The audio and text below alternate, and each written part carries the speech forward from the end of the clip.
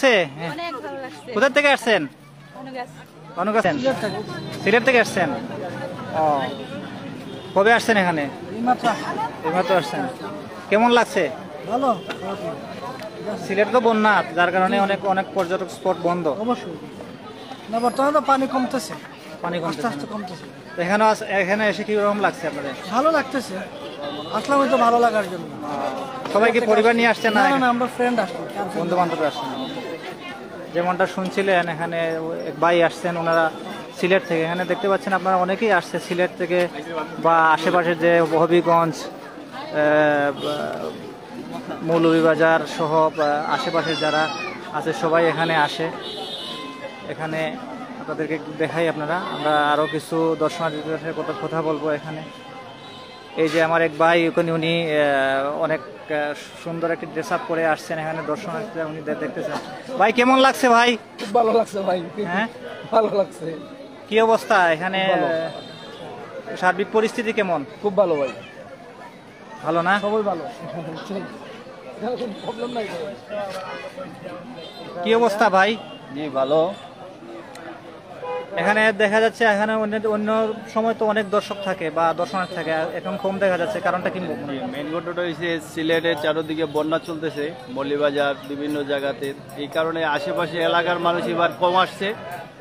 আর টানা কয়েকদিন শ্রীমঙ্গলও বৃষ্টি ছিল, গতকাল সকাল থেকে হয়তো বৃষ্টি নেই। আজকে মোটামুটি বদ্ধভূমিতে লোক আছে। আগামীকাল শনিবার দোকানপাট খুলবে, যার যার কর্মস্থলে চলে যাবে, তাই তাদের ফ্যামিলি নিয়ে আসছে এখানে ঘোরার জন্য। আর আমাদের সার্কের একটা টিম আজ আমরা এখানে ঘুরতে আসছি। ধন্যবাদ, ধন্যবাদ। এখানে মহিলারাও আসছেন, এখানে অনেকেই।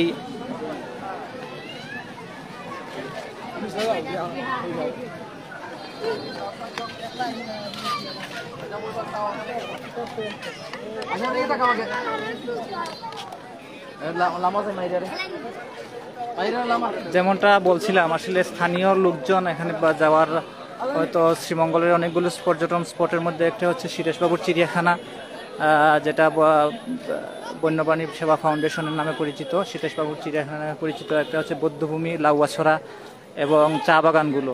আসলে মূলত এই এলাকাগুলোতেই মানুষ ভিড় জমান বিভিন্ন ছুটির সময়ে, শুক্রবার বা অন্যান্য উৎসবের সময়। আজকে আমরা যেমনটি দেখলাম, আসলে এখানে গত কয়েকদিন বৃষ্টির কারণে অনেক লোকজন আসতে পারে নাই, কিন্তু আজকে কিছু মানুষজন এসেছেন হয়তো একটু ভালো একটু সময় কাটানোর জন্য। আপনারা দেখতে পাচ্ছেন এখানে যারা যারা আছে, এখানে অনেক লোকজন আসছেন, অনেকেই ছবি তুলছেন এখানে, পরিবার পরিজন নিয়ে আসছেন, বন্ধু বান্ধব নিয়ে আসছেন।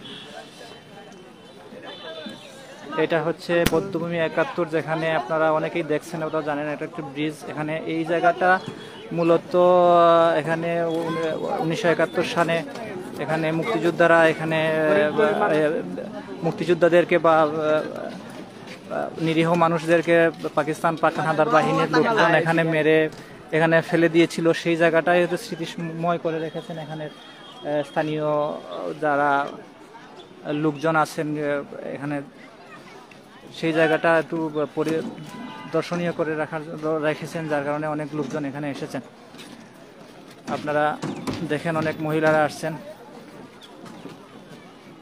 আমি চেষ্টা করব দু একজন মহিলাদের সাথে কথা বলার জন্য।